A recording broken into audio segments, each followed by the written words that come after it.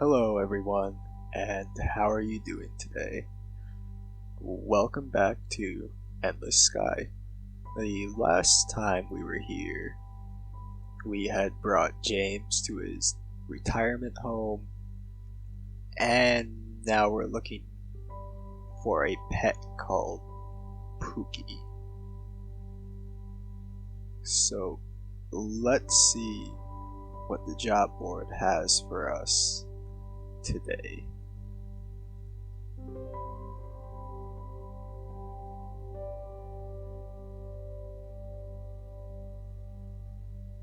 So we want to make our way up here, and it looks like there may be a few quests along the way.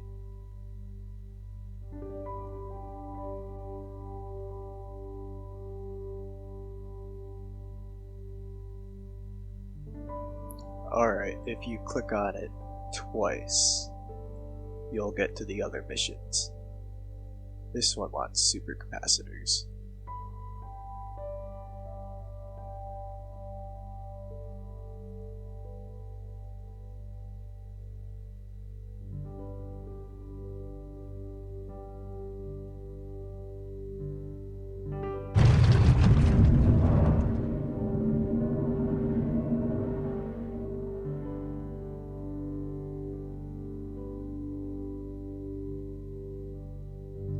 Let's jump here and see how much more of the map we can fill out.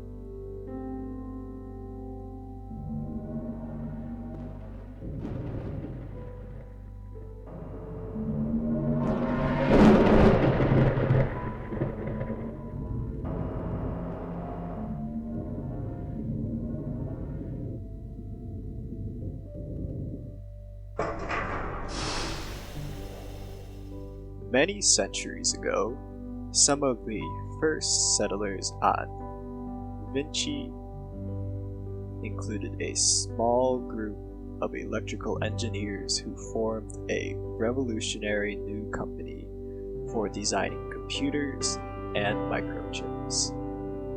Today, Vinci is the foremost manufacturer of CPUs in all of the human race, and their processors are found in everything from navigational computers to video phones to intelligent toasters. Because this world is home to so many clean room fabrication plants, pollution is very tightly controlled.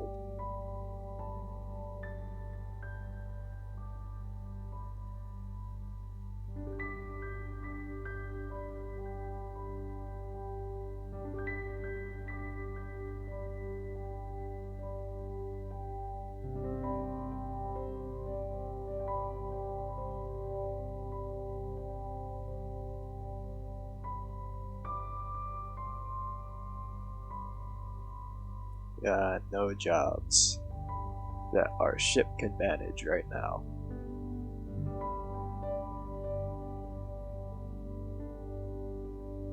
So, your credit score will go up as long as you keep making those payments. The last time I had tried this, if you pay off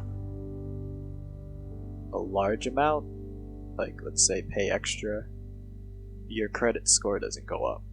I don't know if that's changed or not, but just making the simple payments every time will help with that.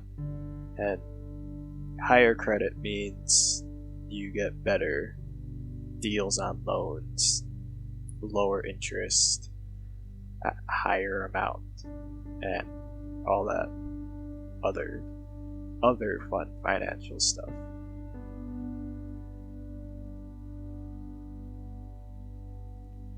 The spaceport is so full of high-fidelity holographic displays that you have trouble at times telling where the virtual reality ends and the physical reality begins. what looks like a paper toaster on the wall will suddenly change to a different picture every minute. And the department store mannequins follow you with their eyes. You feel like you are trapped in someone's drug-assisted vision of the future.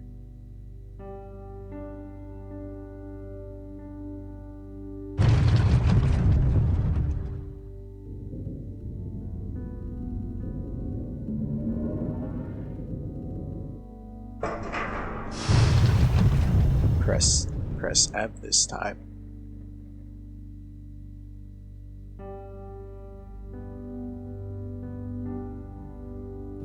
Or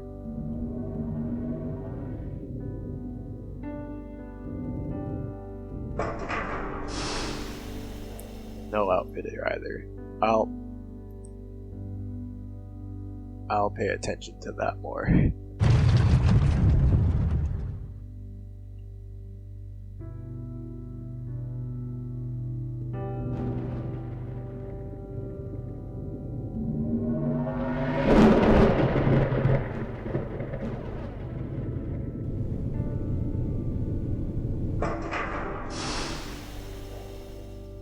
Calda is a tropical resort world, a pleasant place to unwind after a few days skiing on its sister planet, Vale.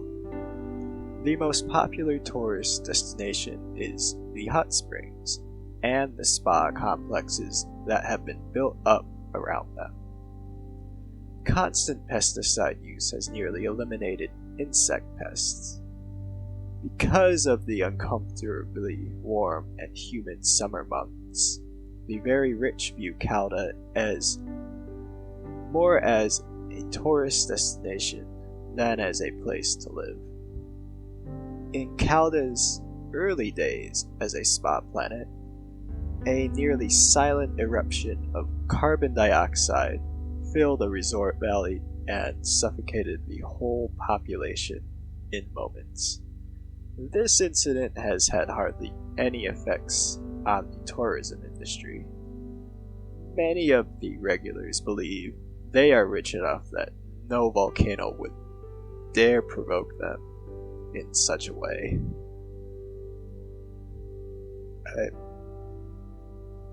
Well.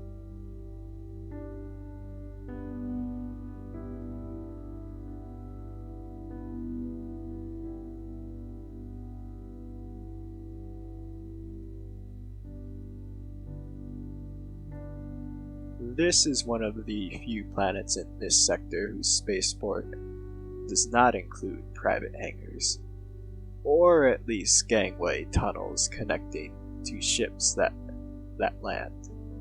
The reason, of course, is so that visitors can experience the warm and pleasant air the moment they disembark.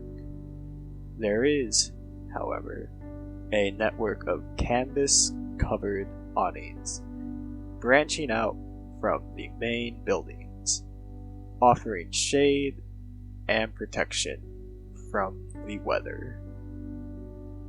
Inside, the counters for hotel shuttles and rental vehicles, including hovercraft and helicopters, are far more prominent than the amenities that interest a captain like yourself.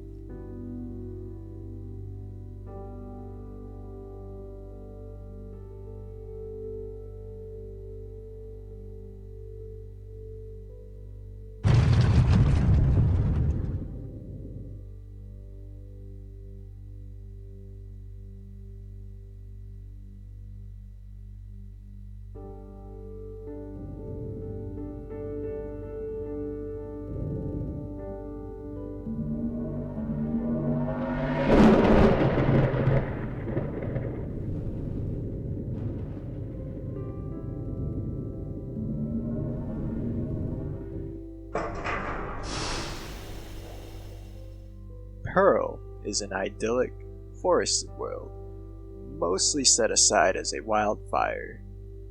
wildlife sanctuary for imported exotic species. Each of the islands and continents house animals and plants from a different planet's biosphere. Terraforming stations and satellites maintain the atmospheric gas levels in order to keep each island at the proper temperature and rainfall level. Some of the islands are open for tourists and safari tours, and even for hunting. Others are owned by private companies and used for medical research. People with training in veterinary medicine are always in high demand here.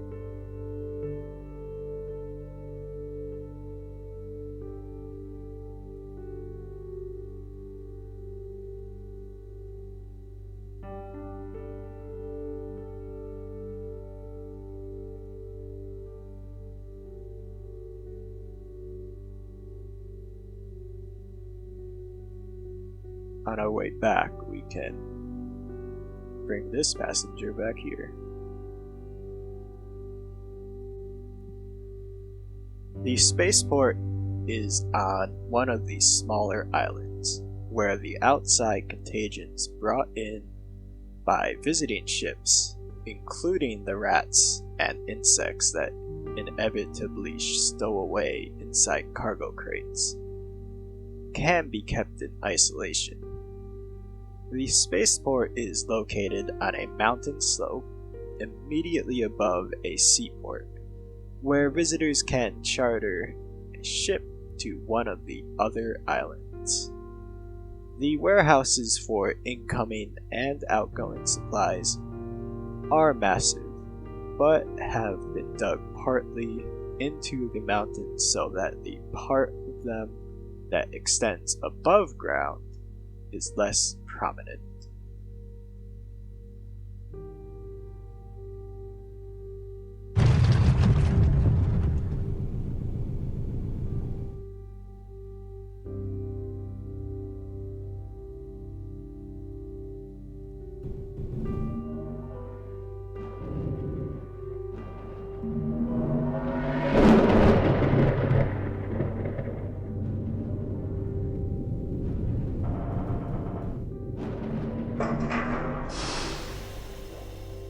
Splashdown is an aging world where plate tectonics have long since died down and the weather has worn the surface down into lowlands, marshes, and shallow seas. Most of the land area is not suitable for growing anything but rice, and only a few settlements have been built here. Most visitors find this world boring, but the locals say they find beauty in the big sky and the subtle colors of the grasslands.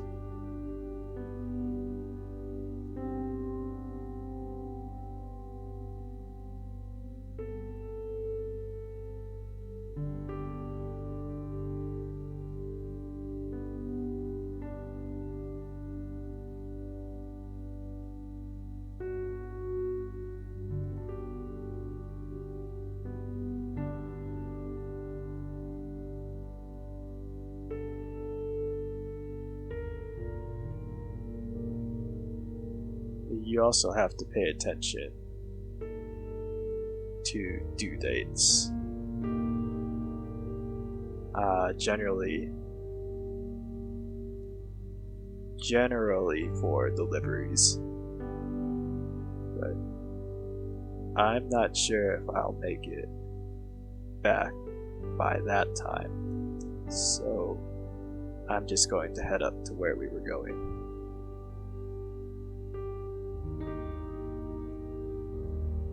The spaceport is in the Highlands, a wide plateau only a few hundred meters above sea level. In all directions, the horizon is an almost perfectly flat line, varied only slightly by low hills and copses of trees. The port itself consists of some grain silos and warehouses, an open-air marketplace, and a barbecue restaurant with outdoor seating. The buildings are all single-story, wood-framed construction.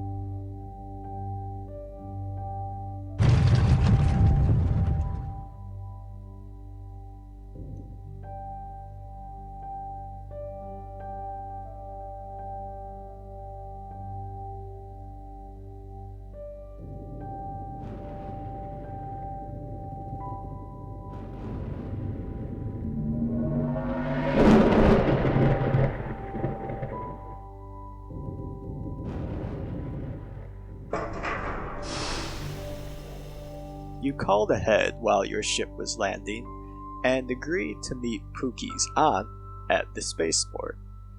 She told you, "Meet me outside the shop with the ridiculous sheepskin coats." The shop is not hard to find. The mannequins in the window look like feral sheep with overgrown wool in bad need of grooming. The real question is, do their eyes follow you?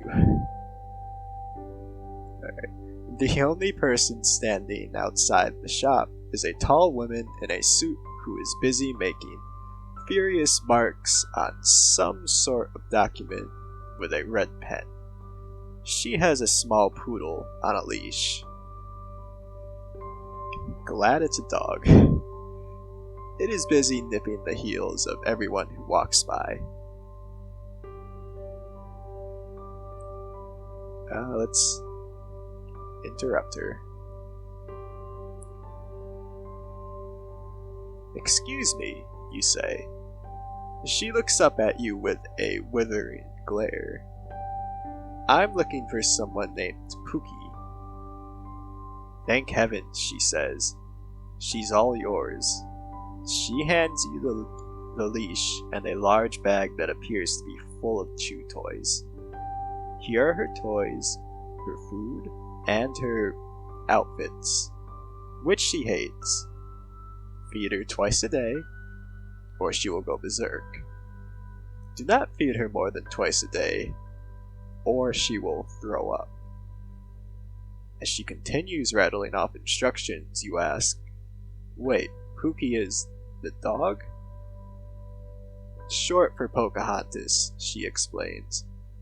"Good luck, and I hope my sister pays you well." She walks away.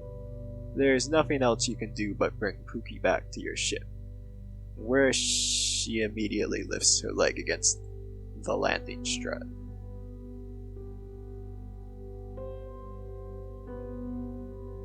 Oh, but that's okay, because all spaceship parts are stainless steel, right?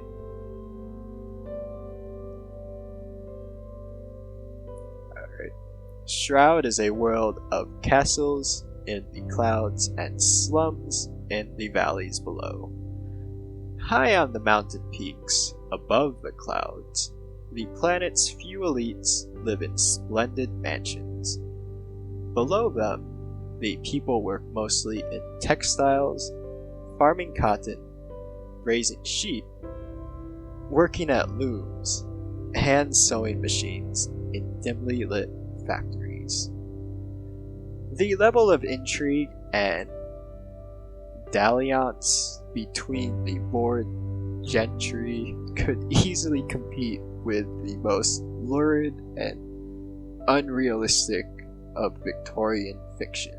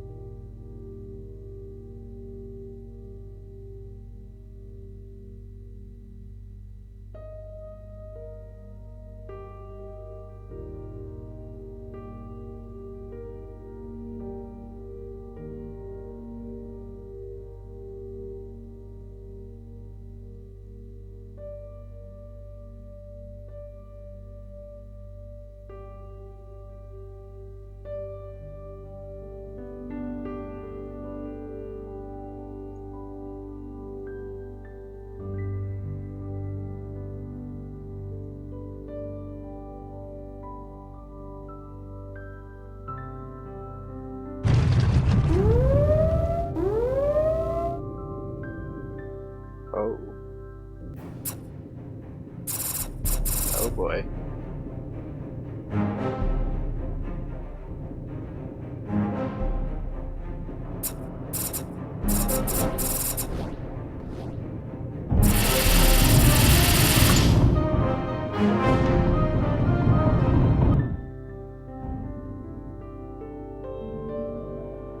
Alright, let's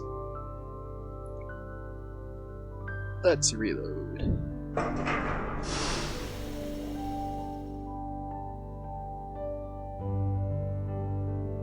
Someone must really want that dog.